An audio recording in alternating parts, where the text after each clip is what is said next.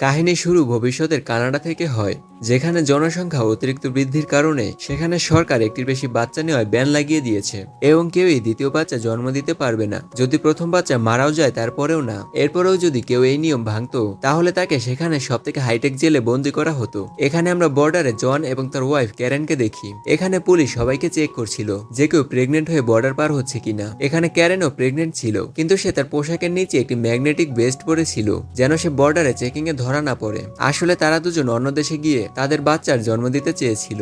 এরপর যখন গার্ড তাদের চেকিং করে তখন ওখানে একটি মেয়েকে প্রেগনেন্ট হওয়ার জন্য গ্রেফতার করা হয়। তবে ক্যারেন এখানে চেকিং থেকে বেঁচে যায়। কিন্তু যখন তারা চলে যাচ্ছিল তখন একটি গার্ডের নজর ক্যারেনের বেস্টের উপর যায়। এরপর কয়েকজন গার্ড তাদের ধরতে যায়। তখন জন তার ওয়াইফকে পালিয়ে যেতে বলে এবং নিজে ওখানে থেকে গার্ডদের আটকায়। এরপর জনকে গ্রেফতার করে দেশের সব থেকে হাইটেক জেলে নিয়ে যাওয়া হয়। এটা বিশাল মরুভূমির মাঝামাঝি জায়গায় অবস্থিত এবং এখান থেকে পালিয়ে যাওয়া প্রায় অসম্ভব। জেলে প্রবেশ করার পর সব কয়েদির পেটে একটি ট্র্যাকার ডিভাইস ঢুকিয়ে দেওয়া হয়, কারণ যদি কোনো কয়েদি পালানোর চেষ্টা করে তাহলে এই ট্র্যাকার তার পেটে ব্লাস্ট হয়ে যাবে। এরপর সবাই লিফটে করে আন্ডারগ্রাউন্ড জেলে যায়, যেটা মাটির 30 তলা নিচে অবস্থিত।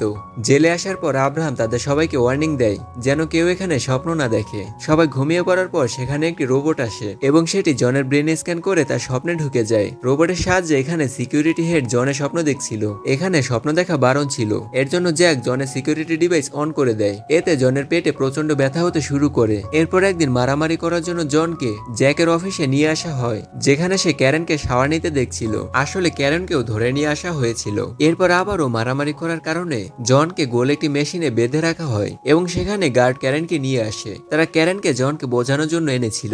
এরপর তারা ক্যারেনকে নিয়ে যায় এবং এরপর সেই মেশিন ঘুরতে শুরু করে। এটা জ্যাকের অর্ডার না মানার শাস্তি ছিল। 3 দিন পর জ্যাক ক্যারেনকে ডাকে। সে বুঝতে পারে না জন এখানে 3 দিন ধরে কিভাবে সার্ভাইভ করছে, যেখানে বেশিরভাগ মানুষ 1 ঘন্টায় মারা যায়। এরপর জ্যাক ক্যারেনকে বলে, যদি তুমি আমাকে বিয়ে করো তাহলে আমি জন এবং তোমার বাচ্চাকে ছেড়ে দেব।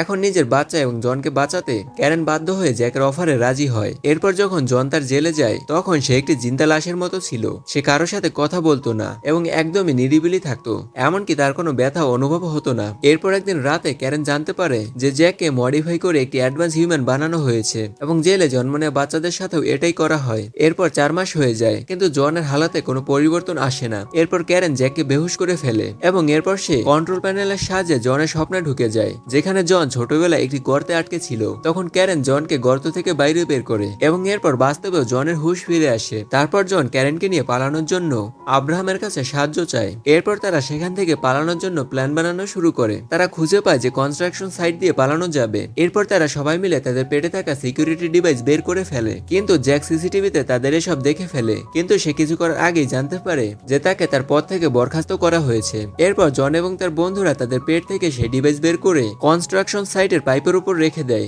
এবং এরপর তারা সেখানে লড়াই শুরু করে দেয়। এতে সেই ডিভাইসগুলো ব্লাস্ট হয় এবং সেখানে পালানোর একটি রাস্তা তৈরি হয়। তারা সেখান দিয়ে পালানোর সময় জ্যাক পাইপে গরম হাওয়া ছেড়ে দেয়। এরপর তারা লিফটে করে জ্যাকের কেবিনে যায়। সেখানে তারা সিসিটিভিতে ক্যারেনকে দেখে। ক্যারেনকে জোর করে অপারেশনের চেষ্টা করছিল।